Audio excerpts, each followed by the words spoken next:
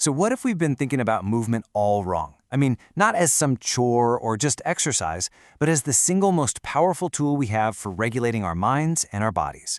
Well, that's the core idea behind a framework called Flourish OS. And today, we're going to dive right in and break it down. This one sentence, right here, it gets to the absolute heart of this idea.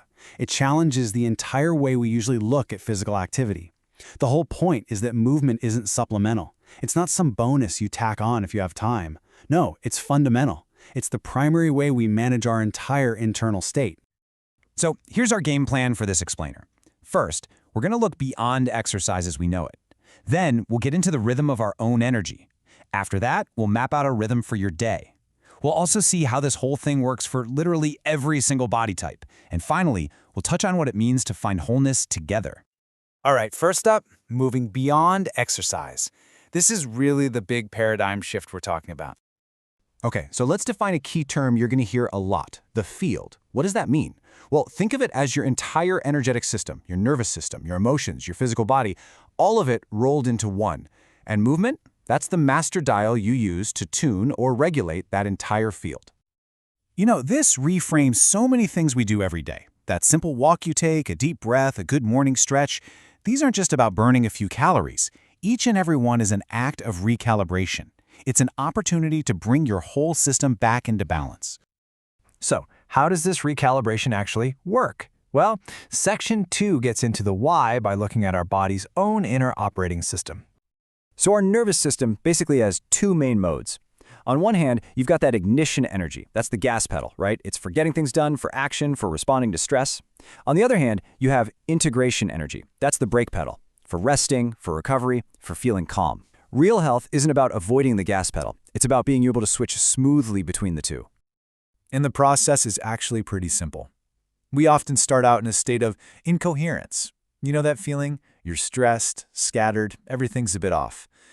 Well, movement is the bridge. It's the tool we use to intentionally shift our state. And the goal is to get to coherence, that feeling of being calm, balanced, and totally aligned. And really, this is what we're aiming for. This state of rhythmic coherence.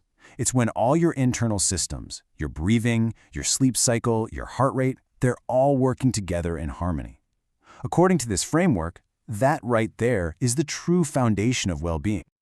Okay, so that's the theory. Section 3 is where we make it super practical. We're going to look at a rhythm for your day using something called the Q system. The Q system breaks your day into 4 quarters, and each one has a different movement goal. You start the day gentle and grounded with morning mirror. Then midday flow weaves movement into whatever you're already doing. Afternoon wilding is your chance for more intense release of energy. And evening exhale is all about winding down and prepping for a good night's sleep. So let's make this more real. Morning mirror, we're not talking about a crazy high-intensity workout here. Think more along the lines of slow, intentional breathing, maybe some gentle Tai Chi, or even just a mindful walk around the block. The whole point is just to set a calm, coherent tone for the entire day. And the beauty of midday flow is that it doesn't require any extra time in your schedule. It's just about reframing what you're already doing, taking the stairs instead of the elevator, doing chores, turning a phone call into a walking meeting. Suddenly, each of those becomes a little moment to regulate your field. Now, you might be thinking, this sounds great, but what if I have limitations? Well, a crucial part of this whole system is that it is not a rigid set of rules. As we're about to see in Section 4, it's an adaptive framework, and it's designed for every single body. And this is where this framework really shines. For people dealing with fatigue, it suggests tiny micro movements. For chronic pain, gentle exploratory stuff, maybe in the water. Even with major mobility limitations, there are chair-based practices, even visualization. The focus is always on what you can do. It also explicitly honors neurodiversity. So instead of forcing everyone into one correct way to move, it encourages you to find what feels right for your own sensory needs. It values rhythmic movements like stimming or rocking, not as something to be suppressed, but as a totally natural and valid way to regulate your own system. And finally, for our last section, let's zoom out, because this isn't just about our own individual well-being. It's about a return to wholeness through the collective, the group dimension of movement. Think about it. When we move in sync with other people, Whether we're dancing or walking or working out together, we do more than just share an experience. We literally create a shared energetic field. And that synchrony, it strengthens our bonds and it makes the entire group more resilient. And this isn't just a nice, fluffy idea, there's actual data to back this up. Get this, research shows that moving in sync can make you feel 8 times more bonded to the people you're with. 8 times! And you can measure it in our collective biology too. Group movement can improve the overall coherence of a group's energy field by almost a third. But here's the real kicker. The real-world impact is just staggering. Communities that have regular collective movement practices are shown to be 4.5 times more resilient when they face major challenges. Moving together literally builds stronger communities.